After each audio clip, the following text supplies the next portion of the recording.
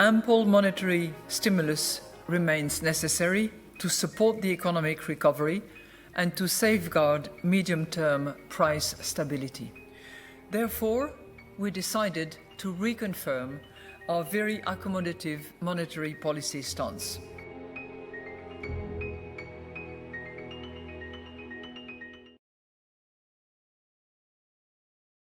I'm David Ignatius, a columnist for the Washington Post. It's my great pleasure to have this morning on our Washington Post Live series of programs about the path forward, Madam Christine Lagarde, the president of the European Central Bank.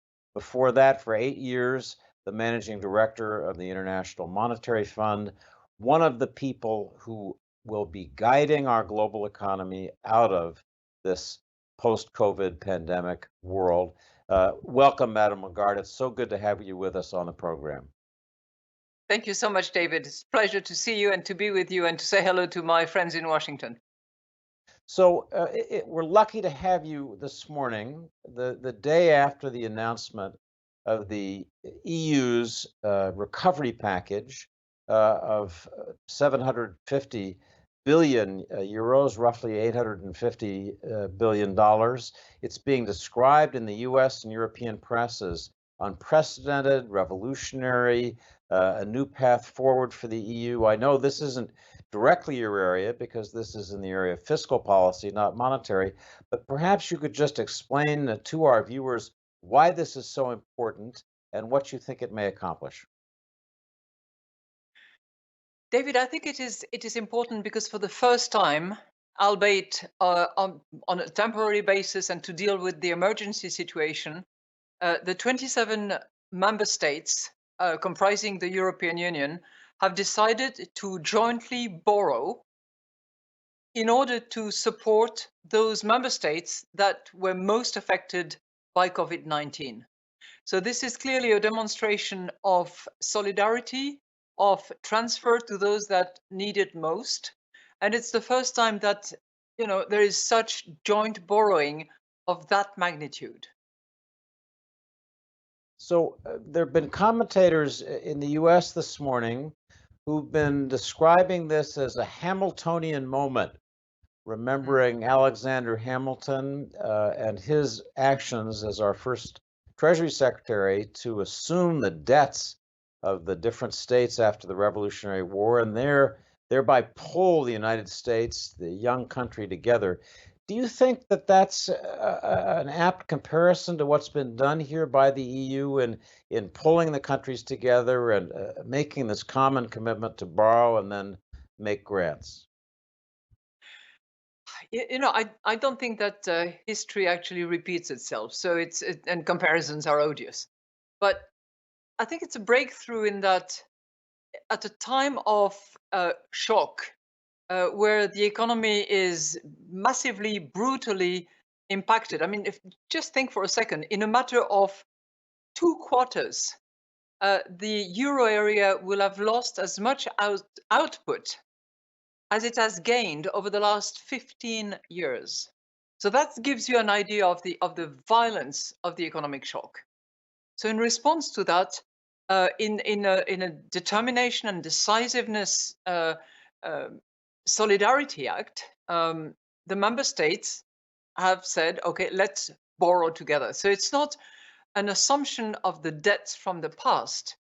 Each country keeps its own lot of debt from the past, but it's a determination to move forward together and to particularly help those that have been massively affected by COVID-19 and which did not have actually the fiscal space to respond as they should have.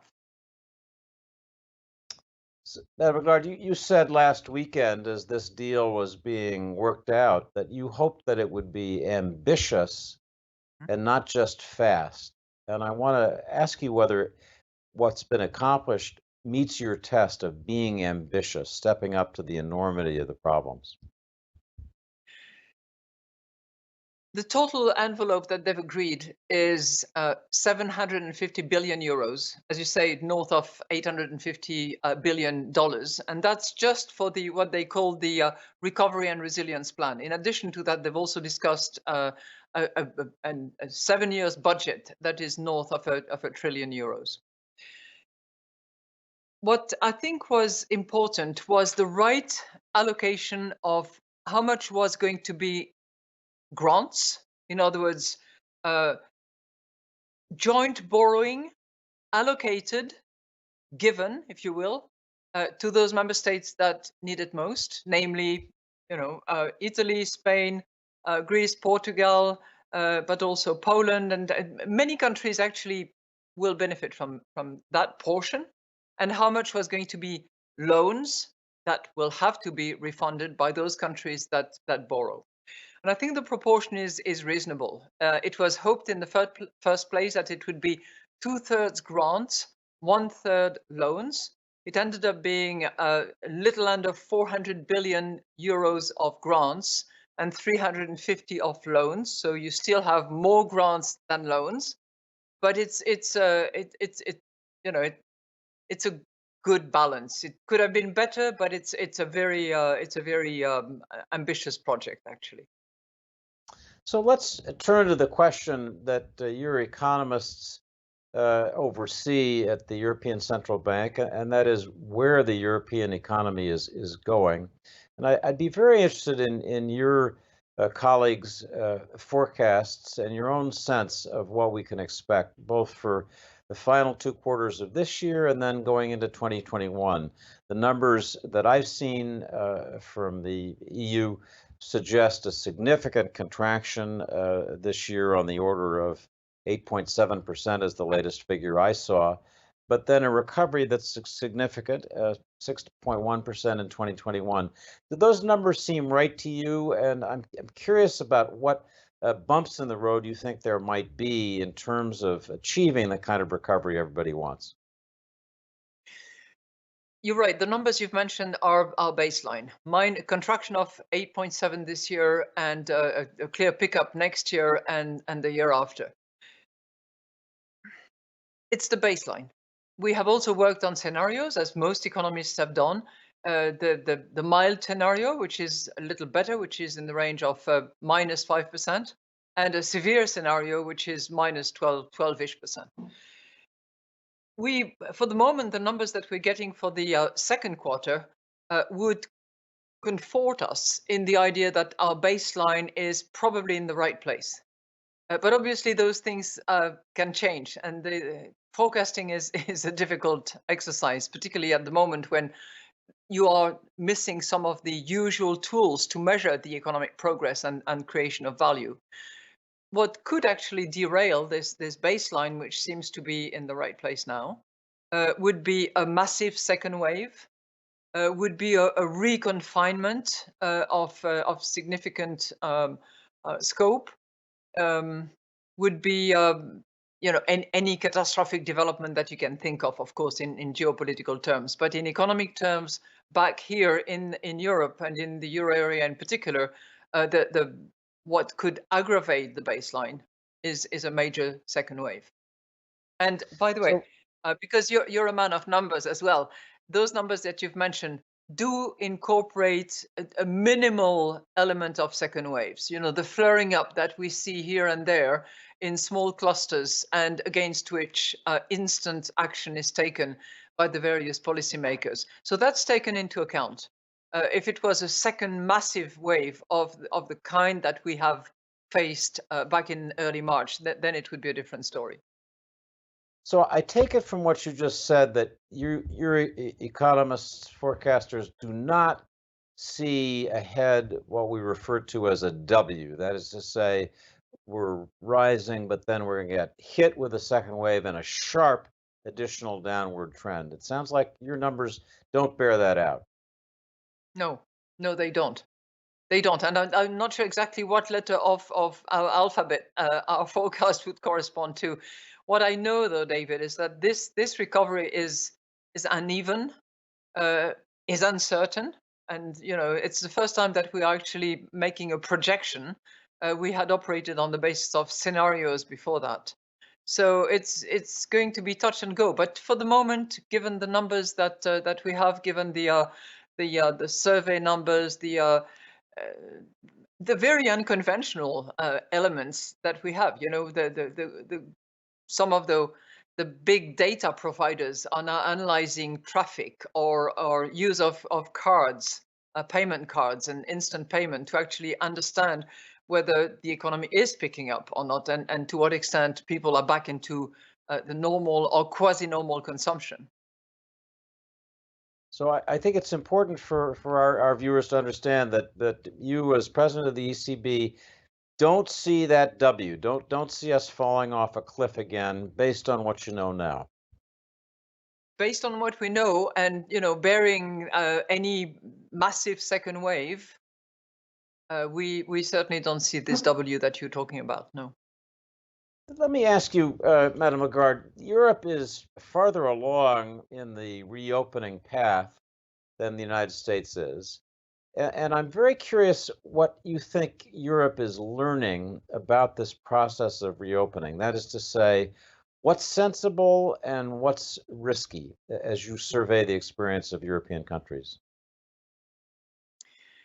I think what we have seen is a very gradual deconfinement, where precautions were still either mandatory or highly recommended.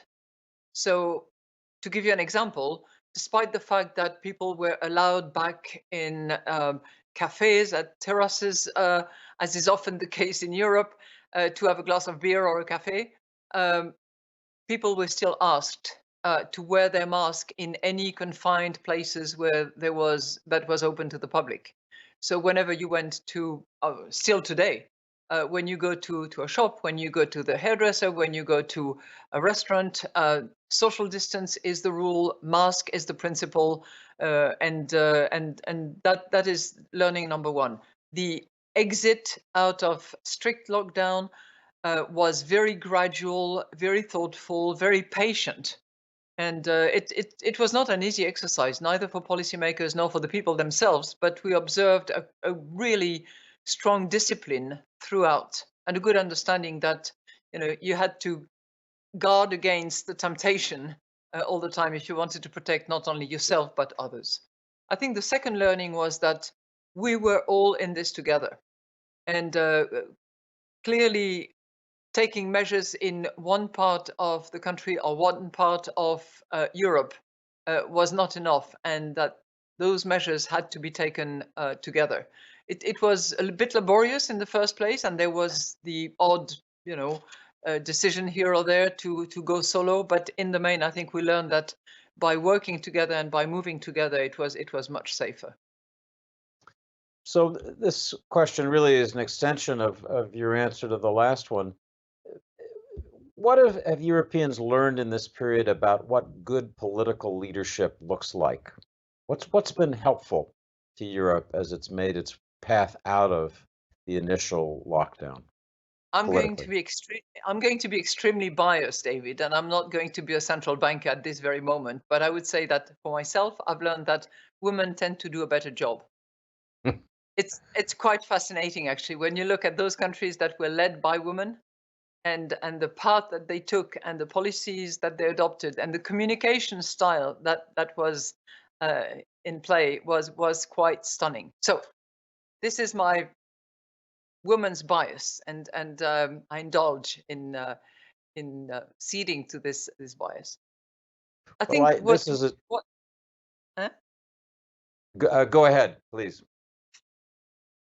I think the other aspect of policy communication that worked, as I observed it here, was the very honest, transparent, and sometimes almost scientific approach that some of the policymakers adopted. When I look at what Chancellor Merkel has done here in Germany, for instance, she very, very transparently shared data, numbers, casualties, rate of contaminations, and so on and so forth. And it became very quickly sort of common, lingua franca, common knowledge, that people would understand those scientific elements that enabled them to appreciate why certain measures were necessary, such as masks, such as being confined, such as keeping social distances. I think that's, from what I have observed in a few of the European countries that I know best,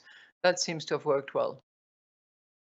I wondered just to ask you to take your provocative and fascinating comment a moment ago a step further. Why is it that women were such successful leaders? Chancellor Merkel, obviously, Ursula von der Leyen at the EU, similarly, you as the ECB president. Why is it that these women have had great success and let's say honestly, relative to male leaders? I was also thinking of those other leaders around the world. You look at the leader in Taiwan, in Belgium, in New Zealand. There are many of those leaders, prime ministers or presidents, that have also communicated well and carried um, the water of bad news as well as the water of clear explanation and strong recommendations.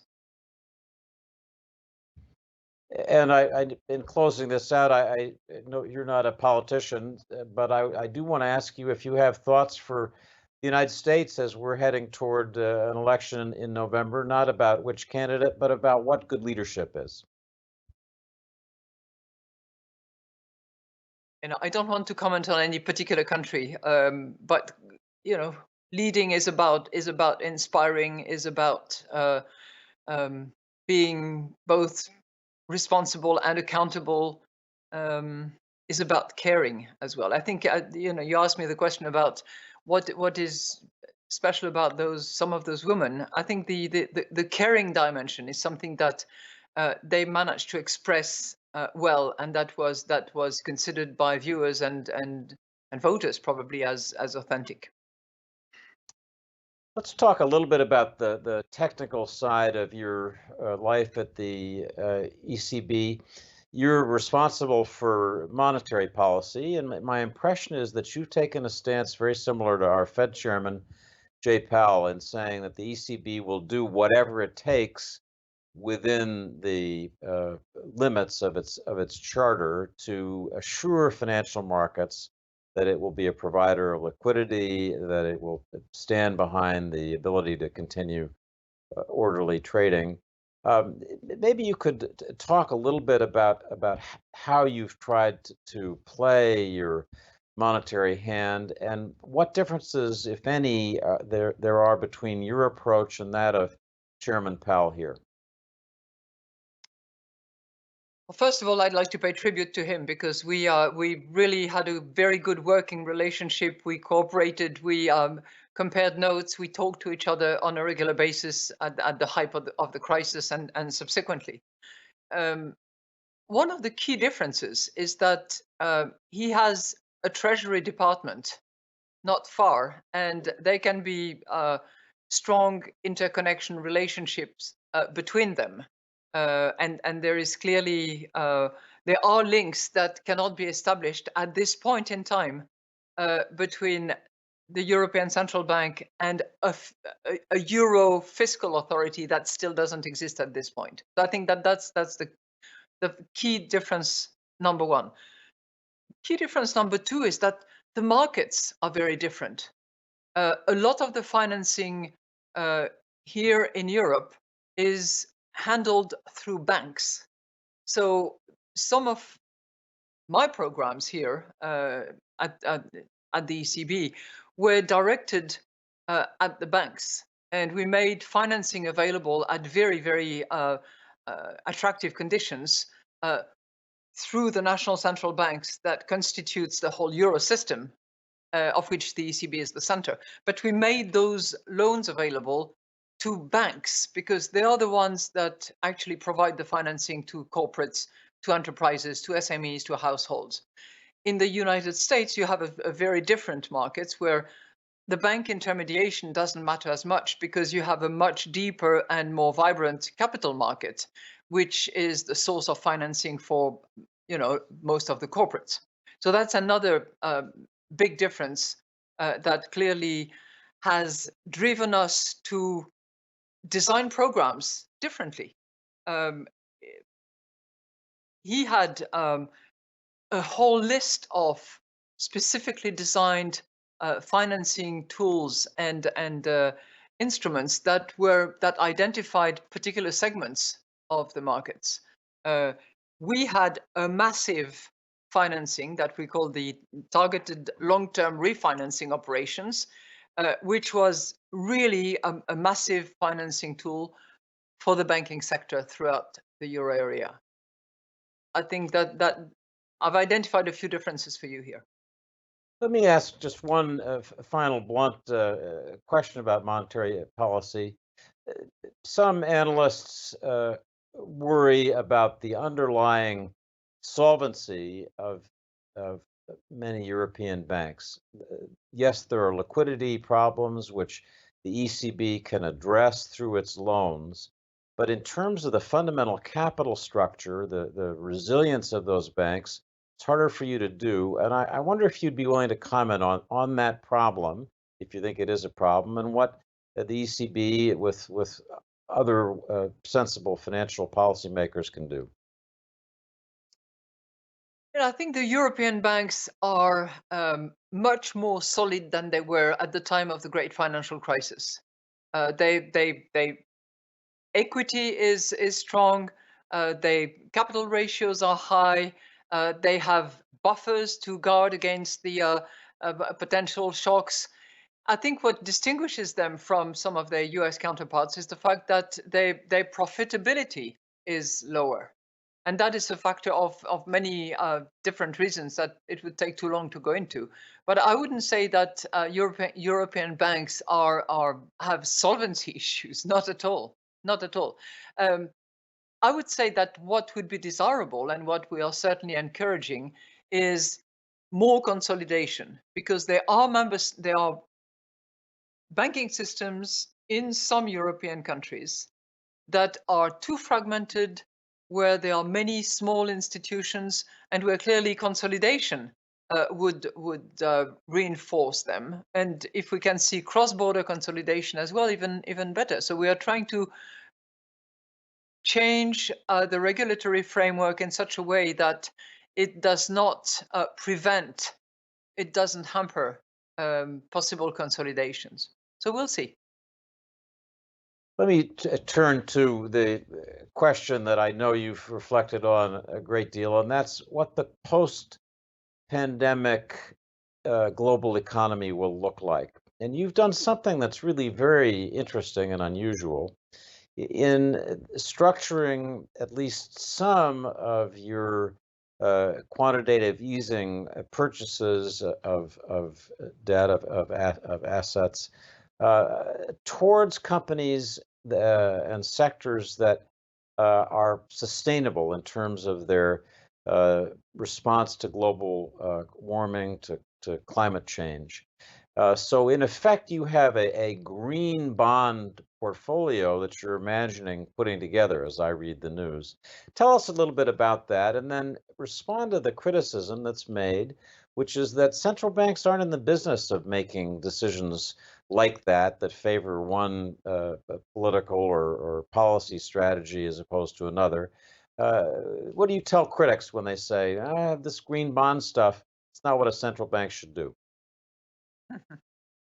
Yeah, and if everybody looks at those issues and says, well, this is not really my mandate, or this is not really for me to do, this is always for somebody else, I would caution against that for anybody who's tempted to go in that direction. Let me just step back for a second. 40% of green bonds around the world are issued in euro. So that gives us an indication of how strong that percentage of the market is. We buy 20% of all available green bonds with the ECB. But apart from that, most of our purchases are not directed at corporate bonds, which is where you can actually distinguish between the brown, the not so brown, the green, the very green. But most of our purchases are directed at sovereign bonds. And in that particular category, you cannot distinguish between greenish or not so green. You buy sovereign bonds, and it is obviously for governments, for policymakers to decide how much they want to respect or comply with the Paris Agreement that they've signed. And I certainly hope that they do. What directionally I hope we achieve is moving in the direction of being more active on the green bond sector that will itself be expanding.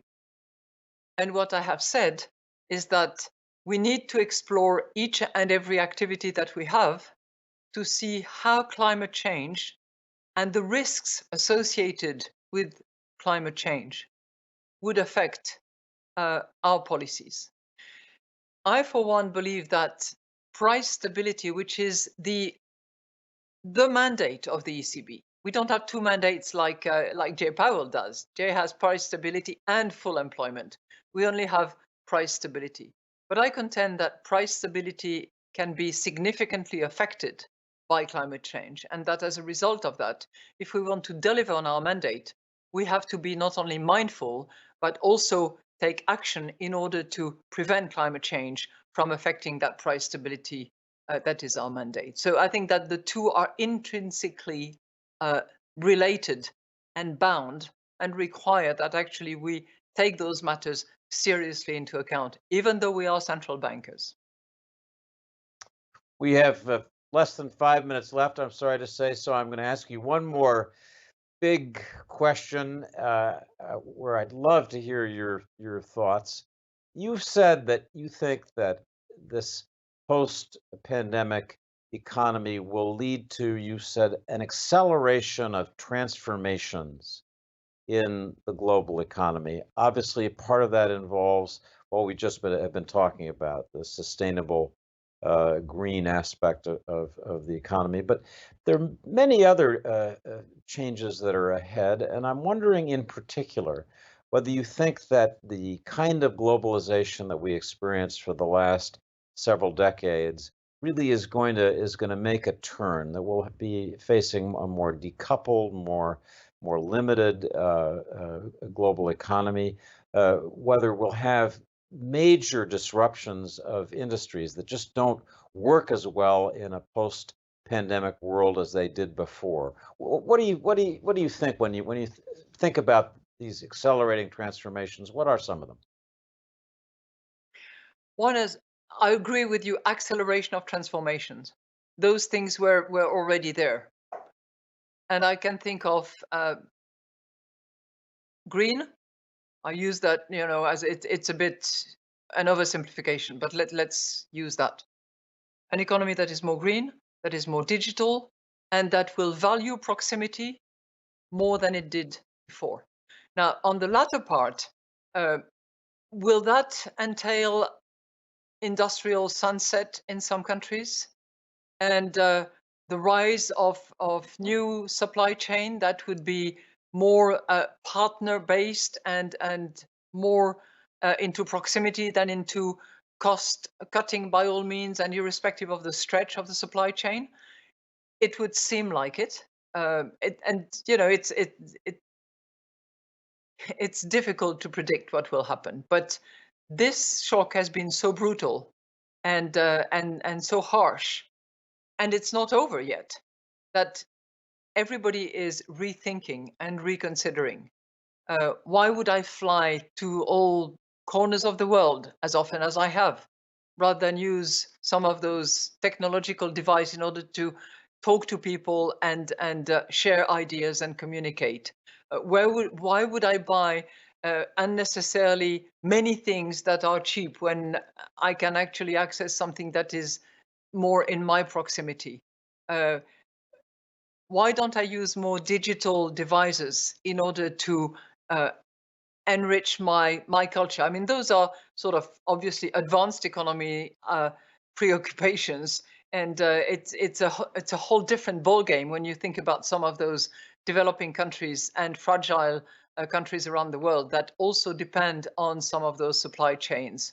So how this is going to pan out, and how we will continue to be mindful of all communities around the world, whether vulnerable, fragile, or advanced, is something that will require cooperation amongst ourselves. So I think that multilateralism is not dead. This is the old IMF managing director inside me that is speaking, and I salute all my colleagues there.